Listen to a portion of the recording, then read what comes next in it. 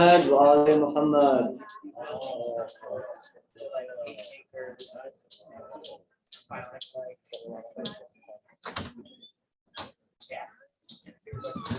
Assalamu alaikum everyone. Inshallah, I'll begin the program with Quran recitation. Muhammad wa ali Muhammad. Allah. أعوذ بالله من الشيطان الرجيم. بسم الله الرحمن الرحيم.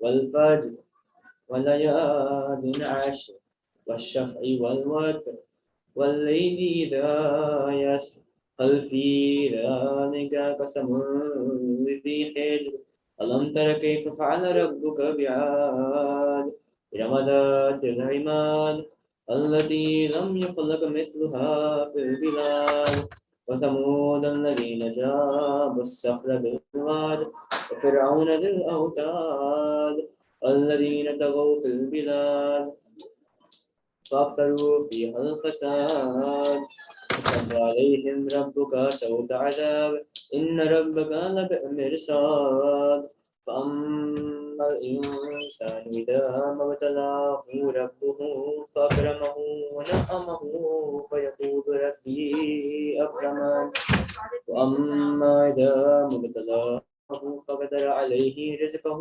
فيقول ربي أهانن كلا بل لا تكرمون اليتيم ولا تحاضون على طعام المسكين وتأكلون التراث الأكل لما وتحبون المال حبا جما كلا إذا دكت الأرض دكا دكا وجاء ربك والملك صفا صفا وجيء يومئذ بجهنم يومئذ يتذكر الإنسان وأنى له الذكرى يقول يا ليتني قدمت لحياتي فيومئذ لا يعذب عذابه أحد ولا يوثق وثاقه أحد يا أيتها النفس المطمئنة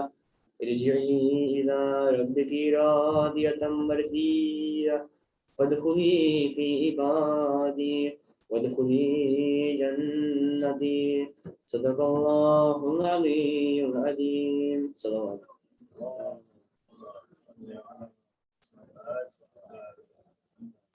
Just some quick announcements before I begin the program. Inshallah, this coming Saturday, tomorrow, we'll be having our Arba'een walk starting at 1 p.m. with Salat al-Zuhrain, ending at around 5:40. Drive to the world. Salawat.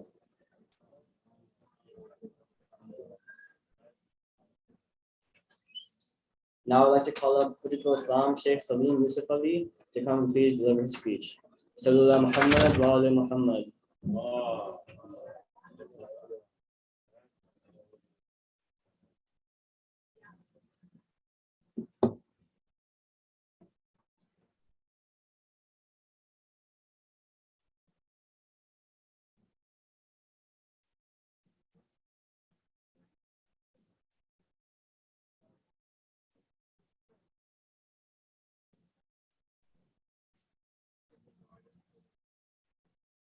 أعوذ بالله من الشيطان الرجيم بسم الله الرحمن الرحيم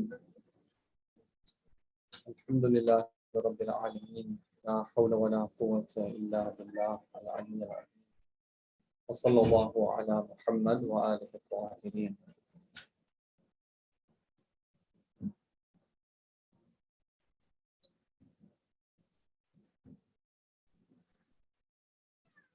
Let's try that one more time, inshallah. وصلى الله على محمد وآله الطاهرين.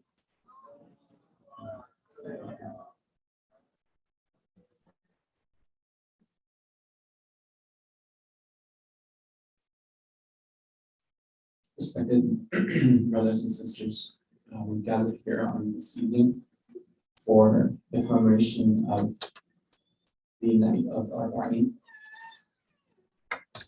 May Allah accept your intentions and your efforts in attending this program. And may we be counted, at least in our intentions and our spirits, among those who were able to perform or are able to perform the ziyarah of Imam Hussein alayhi salam on these days. The occasion of Arba'in gives us a chance to remember the person who was responsible for ensuring that the message of Imam Hussein alayhi salam would make it to the people. Great things can happen, but if people don't find out about them, then those things will just be left and kind of forgotten about. But when people go and they spread the news, they explain the gravity of what took place, that's when people start to understand that something serious actually happened. And that's the role that Zainab alayhi salam played. Without Zainab alayhi salam, the message of Imam Hussein and everything that happened, it might have been said as some type of story that took place and it would have been spun in whatever way it would have been spun. But it was the efforts of Zainab alayhi salam who ensured that this event would receive proper publicity. And as I mentioned last night, personally speaking, I was inspired this year to try to understand more about the depth of this personality. What did she stand for, and what is it that we can learn from her? And how profound of a person she was. You saw last night how the speech that she gives to the Kufans, all she needs to do is to motion to them, and an entire city becomes quiet, without even saying a single word. And then we see that these people are celebrating, they're ringing bells. They're like, must have been talking loudly, they were partying. And in the matter of a few lines that she says, the same people are now weeping. Now, you might have seen that sometimes they have speeches, they take them and put them up on social media, like the best speeches of all times. Like they'll have like a graduation speech or commencement speech of some university, like the best speech of all times, right? And they have these people who go and like they, inspire people, and then people start crying or something, right? Or let's say somebody gets an Academy Award, so they want to go and give the acceptance speech, so they try to say something profound. But these occasions are set up for people to like kind of feel emotional, and they do all the work to make it happen, right? They have the right type of setting, the right type of words, and it's like a grand occasion, right? A lot of people, imagine like there's a parents there and they're watching a kid, walk to get their graduation sort of diploma. And so it's kind of natural for them to like shed a tear or two. Okay, my kid is finally graduating. I'll do that right there. And so then they give a speech, everyone's crying, right?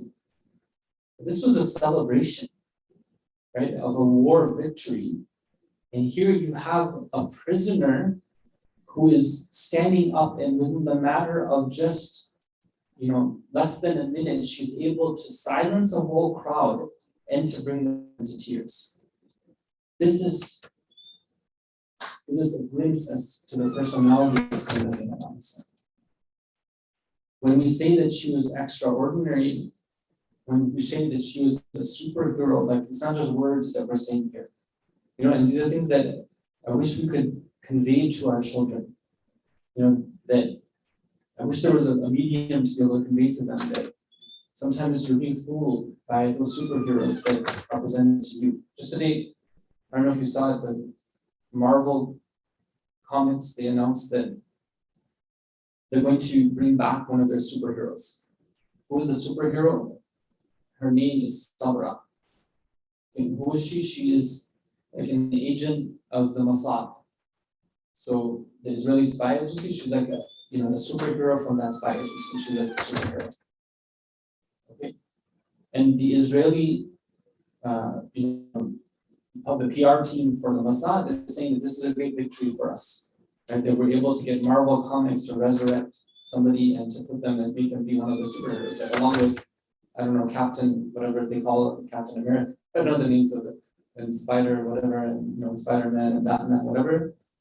Then you have like this Israeli spy agent, and she's gonna be like a superhero, right? And she's being presented. Now, how are we present her? The point is that it's giving publicity to Mossad, right? Which is a spy agency of a country which is built upon racist and segregational and apartheid policies. These are the types of role models that are being presented as superheroes for our children. That is not a role model. That is a trap. Who is a role model of the people who, like this, like a few words and they can transform people.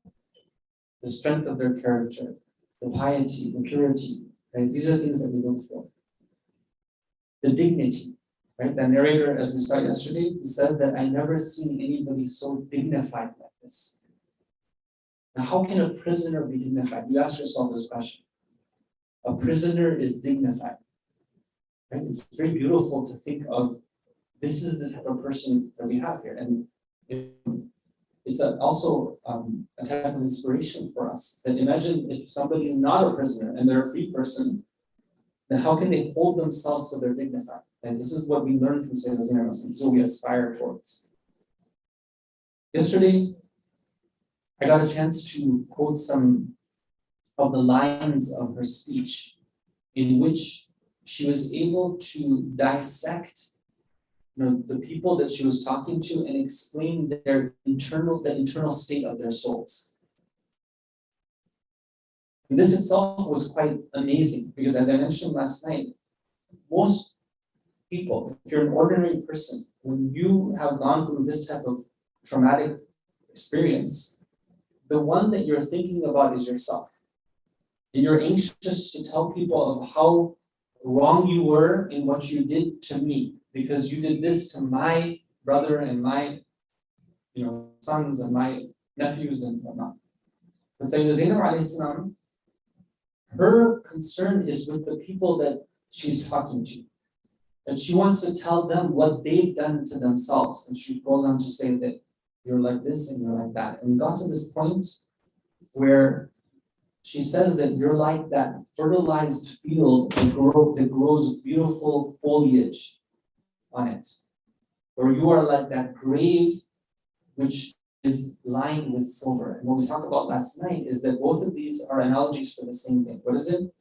It's the analogy of something which is rotting, but it is decorated in a way to make it look fair-seeming. I imagine you have a fertilized field where you put a bunch of manure, and then things will look really well on it. Okay, well, the stuff that's growing, it might look nice, but when you go near, it stinks. Right? Or if you look at a corpse that's buried in a grave, the grave might look good from the outside, but at the end of the day, it still has a dead body in it. Right? You're not going to go opening up that thing and trying to see what's there, right? You don't do that. Okay? And you bury it deep in the ground to make sure that none of that smell comes out. And I'm talking about myself, right? And like all of it, that's the nature of this world. So she is calling the people out on being hypocrites. And last night we ended by talking about how even at the end of time, the great battle that will take place in order to establish the government of justice is not a battle between the forces of good and the forces of pure evil, in the sense of like where it's going to be like Darth Vader and his crew, right? Like everyone's going to know that, hey, these people are the bad guys. No, it's going to be the battle between the people of Iman and the people of Nifaq. Meaning what the people of Nifaq is, meaning it's not going to be clear that these people are the bad guys. What do hypocrites do? And hypocrites are those people who present themselves in a way which makes it seem like they're the best of people. But when it comes to action, they fail to match their words and put them into action. Okay, and we have many examples of this. And because she's talking, Sayyidah Zainab alayhi salam is talking to the people of Kufa, right? We want to try to understand, like, what does she know about these people? And what is she reminding us of? And how can we take lessons from that? So when we look, for example, at the time of Amir al-Mu'mineen alayhi salam, which we Sayyidina Zainab's father, she is well versed in the history of how they mistreated him. Right? There's just one example. The Battle of Jamal, right, where it's the first civil war in Islam. So here you have an uprising against the Khalifa of the time by people who had done bay'ah of Imam alayhi salam. They had taken the oath of allegiance and now they are openly going against that. Why?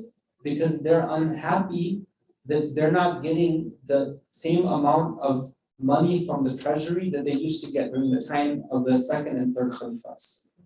Right? That's the main reason, right? Hunger for money, hunger for power. And so what they say is that we're going to have a civil war, we're going to create this huge fitna, this huge dispute, and make a big deal about it. We're going to go to Basra, we're going to set up a counter government there. Okay, now in any system of governance, right, when you have people who are going against the state, you don't just say, okay, that's fine, in the name of peace, we're going to let them be. It doesn't happen, right? Because that is dangerous to the very existence of the state that you have. You have to put that down. And this is what the Quran itself tells us. The Quran tells us that if within the Muslim Ummah there are two parties that fight with each other and they're at war with each other, then first of all go and try to create peace between them. فَأَصْلِحُوا بَيْنَهُمَا. But if you're not able to create peace and they still want to fight, فَقَاتِلُوا الَّتِي تَبْغِي حَتَّى تَفِيءَ إِلَىٰ أَمْرِ اللَّهِ. So the Quran says, then you go and you fight with that party that is rebellious until they are willing to submit. And clear instructions from the Quran. So Imam alayhi salam, of course, being the person who was most versed in Quran at that time, right? He orders that the army be gathered and they go and they're going to now pursue this rebellious party in Basra.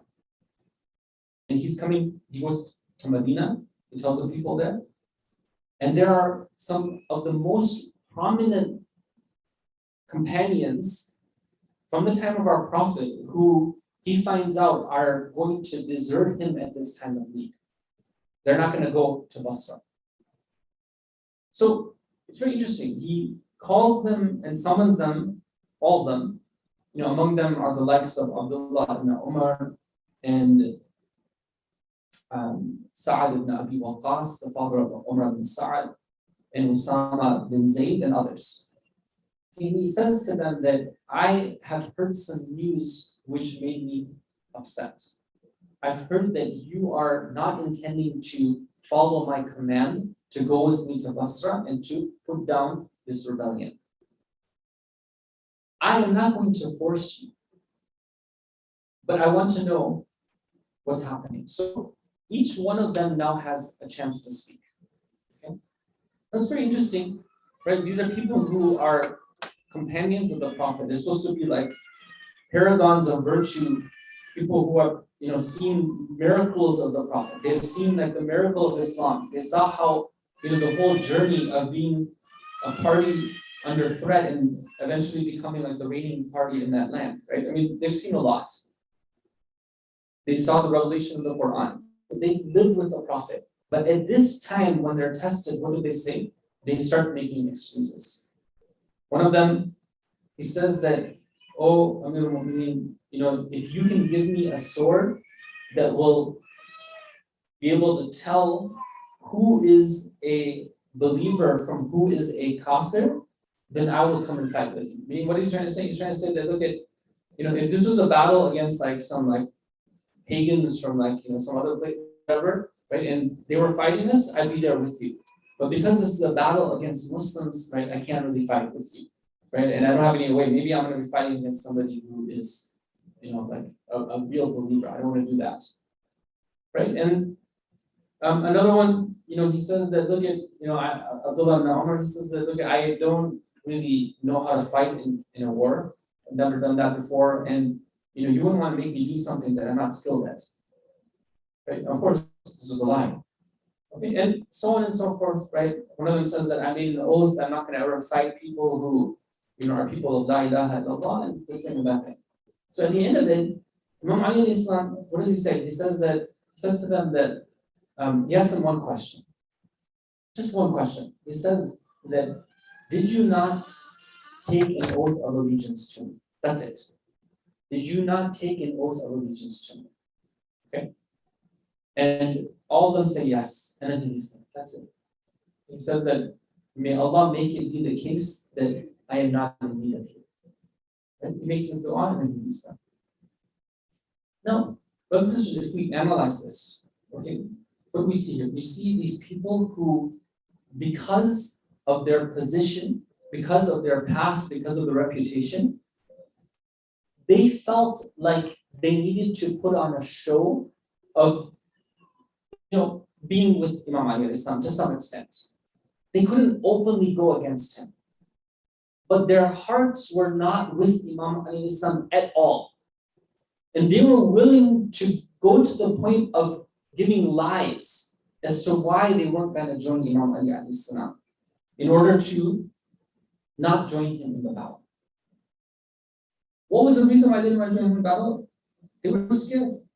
And these same people who often, when they were younger, they had risked their lives to defend the Prophet. Now that they had settled into the dunya and they were comfortable in their lives, now when they were tested again at that time, they found that they lost that ability to actually sacrifice anyone. And so they're willing to go to the point where they're lying to the person they had taken the bay'ah, the commander of that time, and said, we're not going to join you anymore. Look at the sickness in the hearts of these people. This person, Sa'd ibn Abi Waqqas, as I mentioned, he's the father of Umar ibn Sa'd.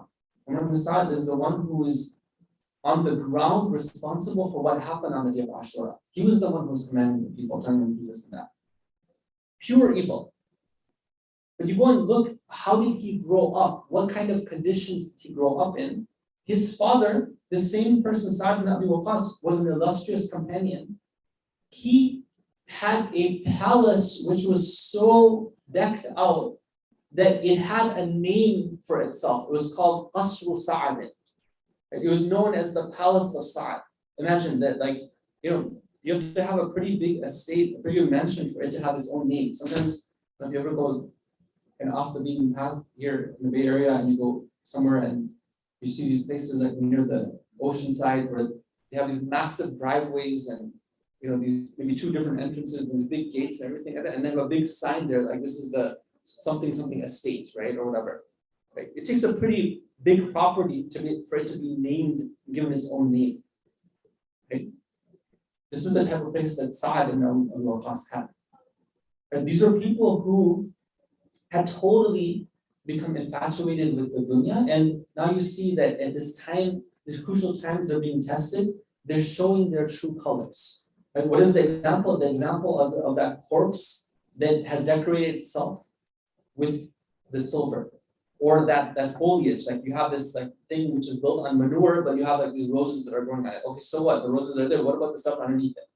Right? This is what Sayyidina Zainab alayhi salam is calling them out for. Brothers and sisters, we have a hadith which is very important, really gives us insight. It's this hadith narrated from our Prophet Muhammad sallallahu alaihi wasallam.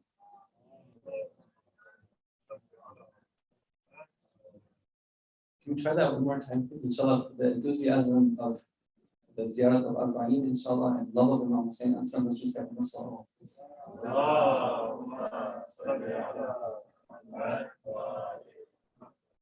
Thank you. There's a hadith from our Prophet. He says that what is the root cause of hypocrisy to mention? Right? When does that happen? When does somebody actually start getting the sickness inside of them? When do they start becoming rotten inside? And our Prophet goes straight to the root cause of it. He says two things. Hubbul mal wa hubbul jah. What does that mean? It means love of wealth and love of reputation. love of popularity in the eyes of the people. And both of these are super important. It's very interesting. Like I personally believe if you wanted to like use one word to describe Arba'in, like one word, sometimes like you want to be poetic about it, right? You want to be artistic about it. What's one word that you could use to describe Arba'in? And you can think about it for yourselves. Like what would you use to describe Arba'in? Do you have a word, right? I'm thinking that one word that really encapsulates it very well is the word of love, right? It's love. Because like when Jabir ibn Abdullah Ansari, when he goes to Imam Hussein's grave, right, he's the first Zahir of Arba'in. That's the tradition, that's where it starts from. What does he do? He says that Habibi ya Hussein. He said it 3 times. Habibi, oh my beloved Imam Hussein. Then he says that how can it be the case that the beloved does not answer the call of the beloved? Right? But then he says that how can you answer me? Because your head has been cut off. And he goes on to say all these things. And then he says that I was with you when you were fighting all these battles, and I was with you in Karbala. And his companion tells him, he says, when you were with him, right? You were in Medina, you weren't in Karbala. What does he say? He says that I heard my beloved Messenger of Allah say that whoever loves a people, he's going to be with them. And so Jabir's whole thing is that this whole ziyarah is an act of love, right? He's going to show that I wasn't there in Karbala. I was too old. Jabir was old man. He had lost his eyesight. He wasn't expected to go and fight with Imam Hussein. But he was expected to make sure that his heart was aligned in the right place. This is the point I want to say here. That Karbala and Arba'in is a chance for us to reflect about what is it that really pulls the strings of our hearts. What do we really love? So the Zainab ﷺ is calling out these hypocrites. She's saying that you're like this, you're like that. Well, what is the cause of that hypocrisy? Love of wealth, love of popularity. Sometimes, the hunger for social media. Right? Some parts of social media can be beneficial, right? But sometimes parts of it can be extremely damaging. Because what does it do? It puts somebody in a situation where they hunger for hubbul jah, exactly what the hadith says. Right? That what drives them is making sure that they are able to be impressive to other people. And what extents will they go to be able to impress other people? But suddenly that becomes the thing which drives everything in their lives. The way they talk, the way they dress, the way that they portray themselves in social media is all driven by what is it that's going to get me the most likes. This, according to the hadith of the Prophet, is a sure path towards what? Towards hypocrisy. It will cause sickness to enter into the heart. Right? It will cause us to get into situations where what happens? Where when we have a choice, you see, following the religion is very easy when it comes to the things that we like. Right? For example, month of Ramadan, right? I really like that part of fasting where we break our fast. Alhamdulillah. Okay. It's fun, right? Iftar is fun. I think everyone agrees that I like that iftar part. I don't like the part before, right? Like the part before is the hard part for me, right? So, what do we do when we get to that? Right? That's one example, right? What do we do when it gets to the part of Islam that we find hard, right? What a hypocrite does is they say that, because I don't like it, right? I'm gonna find a way to serve myself in this situation right here. I'm not talking about necessarily fasting. You can do something else, right? Whatever it is. But a hypocrite will not do those things they don't like to do. Their religion is one that they choose for themselves. They're like, this pleases me, this is good with me, I'm there. We see it in this example I just gave, Sa'd ibn Abi Waqqas, Abdullah ibn Umar, and others, right? They're like, hey, this jihad thing is not for us, right? We don't go fight with you. We're willing to abandon you, right? You go do it yourself. But that's basically what they're telling them. So Sayyidina Zainab alayhi salam is calling out these hypocrites. She's saying that this is where you're at. This is people of Kufa, this is what they're calling this. Now, she continues and she goes on to say what? She says that أَلَا بِئْسَ مَا قَدَّمَتْ لَكُمْ أَنفُسُكُمْ. Is it not wretchedness that your souls have sent ahead for you? that God is angry with you and that you will remain forever in anguish. This is very interesting. Sayyidina Zainab alayhi salam is talking to people of Kufa, for the most part, they had just gotten a victory. They had put down the rebellion. And what she's saying to them is that you are people who have lost out. You've brought about wretchedness for yourselves. It's a very strong statement. Again, when we say the same thing as a superhero, right? Imagine you're standing in front of the people who have so-called gotten a so-called victory, and you're telling them, you guys are the losers. You lost out in this world, and you lost out in the hereafter.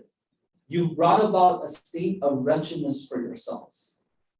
Right? It's very important what she's talking about here. And everything she's saying is actually based on Quranic teachings. It reminds me of the khutbah of Fadak, or Sayyidah Fatima al-Islam, when they go and see that khutbah, it's filled with the ayat of the Quran. This too, the short speech is filled with the ayat of the Quran. I don't want to go into too much detail, but I'll just say here that the ayah that Sayyidah Zainab is quoting is an ayah which Allah mentions in Surah Ma'idah in verse number 80, Surah 5, verse number 80, that there are people out there who it's talking to the Jews. It's saying that there are people among the Jews who are closer to the polytheists than they are to their own teachings of monotheism. Okay, and what do? They go and they adopt their customs and their rituals and their idols, and now they don't resemble the people that they should be resembling. This is one of the very interesting teachings of the Quran. It says that there are people who should be following the path of monotheism, but they're actually more familiar with the culture of the polytheists. And the Quran condemns those people. And so Sayyidah Zainab, by quoting from this verse, she's telling the people of Kufa that your actions, the way you do things, are more similar to polytheists than they are to the people of Tawheed. This is a warning for us too, brothers and sisters. I take it as a warning. Right? Sometimes we see that we're so exposed to popular culture. We're so immersed in it. We open our arms and we embrace it in a way where we know more about it than the people who maybe, are expected to. Right? Sometimes we need to, evaluate and ask ourselves that, what filters do we have? Right? Where do we draw the line? What does drawing the line mean? Does drawing the line mean that as long as I wear black in Moharram and I come to the center, then I'm good? Everything else is fine? Or does the line need to be drawn at another place where I need to understand that how much of that culture of godlessness and heedlessness am I also drawing the line and saying that I'm not going to let that enter my heart? This has to be something that comes from within. Right? When we ask ourselves, how could Karbala happen?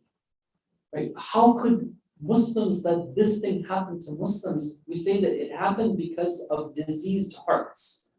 Hearts which had completely adopted the culture of non-Muslims. A culture of killing, a culture of doing things out of seeking wealth and money and lust and whatnot. This is very important for us. And we don't want to be these type of people. What are our filters? How can we prevent ourselves from openly embracing these things?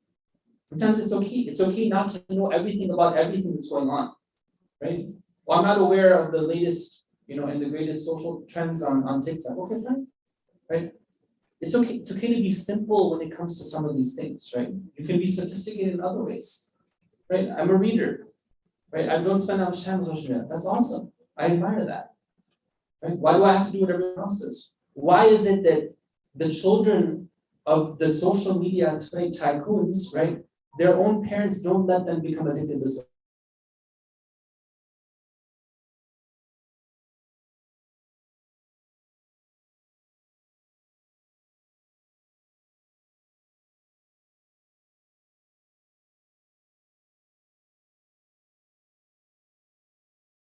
right? Well, now what do we say? Doesn't it